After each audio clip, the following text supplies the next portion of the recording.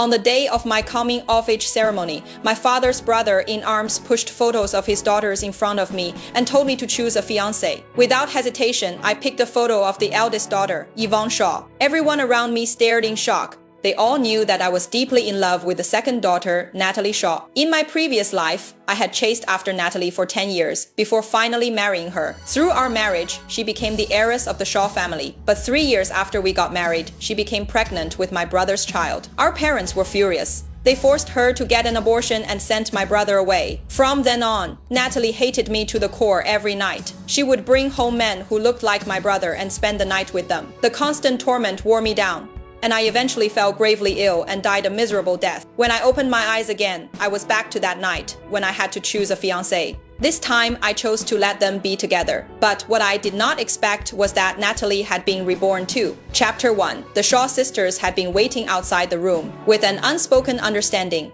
they nudged Natalie Shaw toward me. "Well, Cole, you've been chasing after Natalie since you were a kid. Guess you finally got what you wanted, huh? HKTSK, you're the eldest son of the Franklin family. Do you really have to be this desperate?" Natalie crossed her arms and stared at me in mockery. "So, you've set your sights on me, huh? I know our parents have talked about this marriage, but I'd advise you not to get your hopes up. If your family's offer doesn't meet my expectations, I won't marry you." Her voice was cold and disdainful. Her self-serving attitude was exactly the same as in the previous life. My love had never meant anything to her. I looked at her and said indifferently, "Natalie, you're not the only daughter in the Shaw family." Her arrogance dropped a notch. As soon as I said that, confused glances passed between the sisters. Our family's friendship dated back to the founding of the nation. They had made a pact that the next generation would unite the family through marriage. As the engagement did not happen in our parents' generation, it was passed down to us. The Shaw family even declared that whoever married me would inherit the family legacy. After a beat of silence, "Cole, you seriously think that weak attempt would get to me?" The Shaw sisters recovered from their brief pause and chuckled with her. "Natalie, our family business will reach new heights with you at the helm.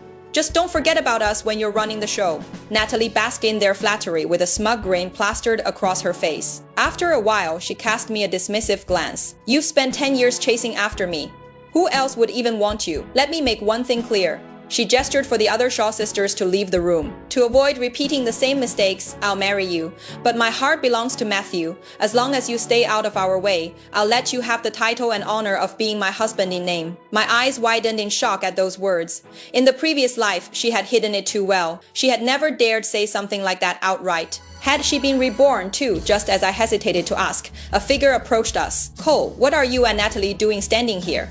Matthew Franklin was talking to me, but his gaze was fixed on Natalie. Natalie's eyes instantly welled up with tears. She turned around and threw herself into Matthew's arms. Then she cooed in a tone I had never heard her use before. "Matthew, what are you doing here?" Matthew was stunned for a second before he wrapped his arms around her even tighter. He shot me a taunting look and tried to sound flustered. "Natalie, you're Cole's fiancé. This isn't proper." Chapter 2. Natalie snorted. "Nothing about this is improper. If he blames you, he can forget about marrying me." With that, she grabbed Matthew's hand without hesitation and walked away. I rubbed the photo of Yvonne Shaw in my hand and sneered. "Natalie, I was never going to marry you anyway." The coming-of-age ceremony was nearing its end. Most of the guests had left when Natalie and Matthew finally reappeared. Natalie had changed into a high neck gown, while faint, suggestive marks adorned Matthew's neck. The air between them was so thick with intimacy that one could almost smell it. The old me would have stormed up to them in a fit of rage and confronted them. However, I had seen this play out countless times in my past life. I was numb to it. I tipped my head back and drained my glass of wine. Then, I turned to leave. When Natalie saw my indifference, she frowned. For the first time, she called out to me, "Cole, what's with the attitude? I'm your fiancé, and Matthew's your brother. It's rude of you to leave without even saying hi. Did you forget your manners? Apologize to me and Matthew right now, or you're not getting your birthday gift this year." She was clutching a small ring box. Matthew took it from her and waved it in front of me with a smug look. "Cole, Natalie had this custom, made just for you. She put a lot of thought into it." My gaze followed the box. That was when I noticed a custom ring on Matthew's finger. The logo matched the one on the box in his hands. I sneered and said sarcastically, "She put a lot of thought into it. Looks to me like the ring on your finger took more thought than that." Matthew could barely suppress his grin. He put on a look of mock innocence. "What? No way! This one's just a bonus that came with your gift." Matthew flipped open the ring box and tossed it at me. I did not reach out for it. The box hit the floor with a soft thud. A silver necklace tumbled out of it, even though it was supposed to contain a ring. I knew in that instant what the necklace was supposed to be. Natalie's frown deepened. She snapped. Cole, why are you standing there like a block of wood? Didn't you see the gift I got you fall to the floor? Pick it up. I let out a bitter chuckle. A freebie necklace that comes with a ring. You call that a gift? Matthew hurried to pick up the necklace as if it were something precious. He shot me a disapproving glare. Natalie picked it out for you. It's from the heart.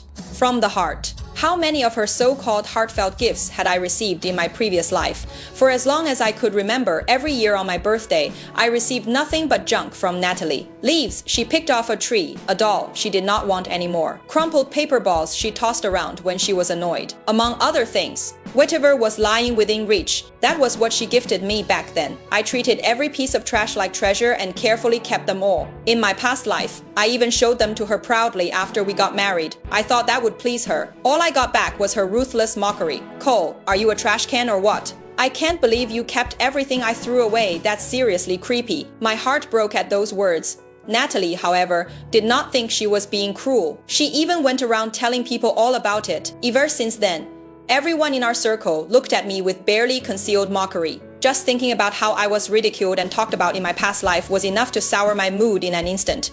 I casually tossed the necklace onto the table and turned to leave, but Natalie suddenly stepped in to block my way with her arms outstretched. Her eyes burned with rage. Cole, how dare you throw my gift away? Pick up that necklace and clean it right now, or our engagement is over. Or else, even if you come crawling back to me on your knees, I might not change my mind. I sneered at her. Natalie, I was never going to marry you. Chapter 3 tension filled the air in an instant. Every eye in the room hovered between me and Natalie. She was stunned for a second before she let out a disdainful chuckle. Come on, Cole. Everyone knows you've been my pathetic little lapdog for 10 years. There's no way you would marry someone else. My sisters have watched you grovel after me. They wouldn't want to marry you. Oh, right. My eldest sister hasn't seen much of your antics since she's always sick.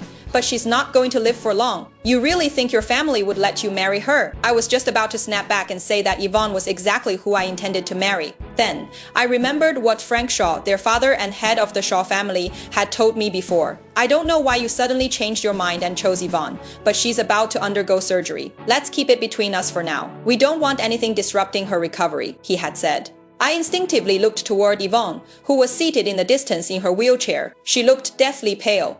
She was so fragile that it seemed like a gust of wind might sweep her away. Frank was right. She could not afford to be disturbed.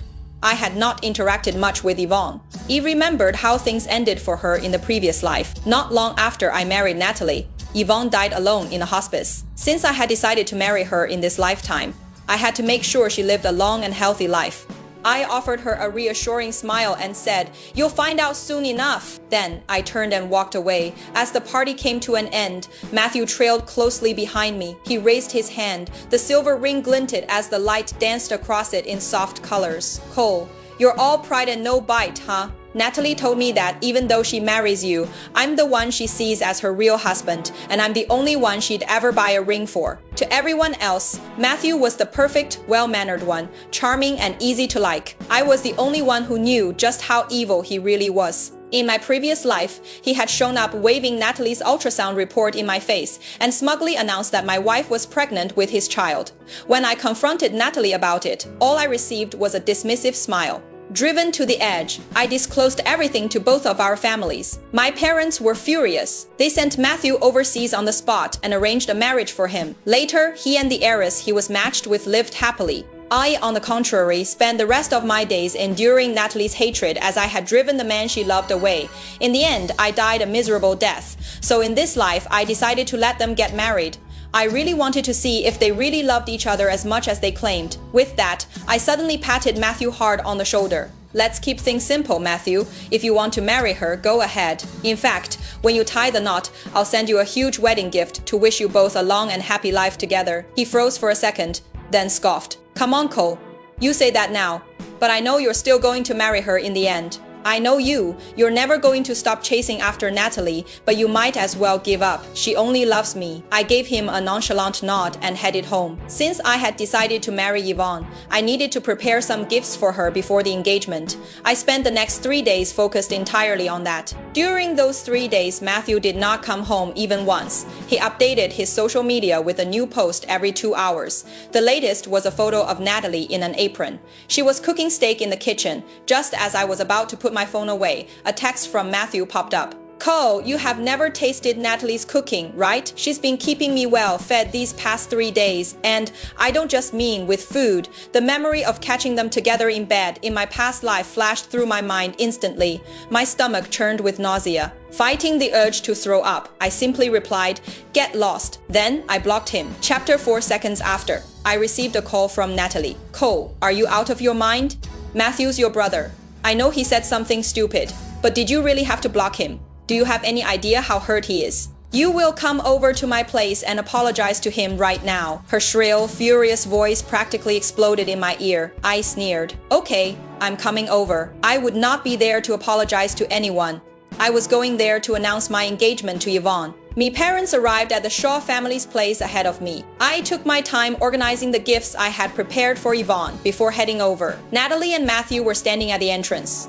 When Natalie saw me, she scowled in disdain. Cole Franklin, I thought you were getting better at playing it cool. All Matthew did was send a text, and you not only blocked him, but also dragged your parents here to pressure me into marrying you. Before I could react, she suddenly kicked me hard in the knee. Caught off guard, I dropped to the ground with both knees hitting the floor. Kneel and apologize to Matthew now, or I swear I'll humiliate you in front of everyone later. Matthew leaned down slightly and stared at me with a fake look of guilt. Cole, don't blame Natalie. She's just standing up for me. I gritted my teeth and glared at him. He immediately put on his usual pitiful puppy dog face. Seeing that, Natalie was even angrier. She took a few steps forward and slapped me hard across the face. Her handprint bloomed across my smarting cheek. My eyes burned in anger. I shot to my feet and shouted, Natalie, Matthew, what the heck is wrong with you two? I told you, I'm not marrying you. Natalie looked at me with thinly veiled contempt and snorted. Spare me the theatrics. Cole, our parents are announcing our engagement today. So do yourself a favor and apologize while you still can. Otherwise, don't bother trying to set foot in this house again. My chest heaved with rage. I was done with their nonsense and was just about to walk away when our parents appeared around the corner. Frank looked at Natalie with furrowed brows as he asked, Nat, why are you causing a scene at the door again? Yvonne emerged from behind them. She was not in her wheelchair today. Her complexion was noticeably better than it had been a few days ago. When she saw how disheveled I looked, concern shone in her eyes. Are you okay? Something in me softened under her gaze. I'm okay. What are you doing out here? She smiled. You weren't coming in, so I thought I should check on you. Natalie scoffed. Why does that matter to you? Why, Yvonne, since when have you been so concerned about your future brother-in-law? Everyone seemed stunned by that comment, but Natalie did not seem to notice at all. She quickly stepped in and placed herself between me and Yvonne. She shot Yvonne an insincere smile. Then she muttered a low warning to me under her breath. I'll let this slide this time, but if I find out you're giving Matthew a hard time again after we're engaged, you'll regret it. At that moment, Natalie was suddenly acting very possessive of me. It was something I had never seen her do before. I knew that she was simply guarding her soon-to-be status as an heiress. Frank let out a sigh before he solemnly announced, the one who gets engaged to Cole will be the heiress to our family. Today is the perfect day to formalize that engagement. Natalie lowered her head to smooth her dress. Then she lifted her chin with a smile and was ready to take my arm. However, in the very next moment, the look of confidence froze on her face. Frank reached out, took my hand and Yvonne's, and placed them together. Yvonne's face lit up with joy. She was radiant and nothing like the frail, bedridden girl from before. Cole, are you ready to spend the rest of your life with me?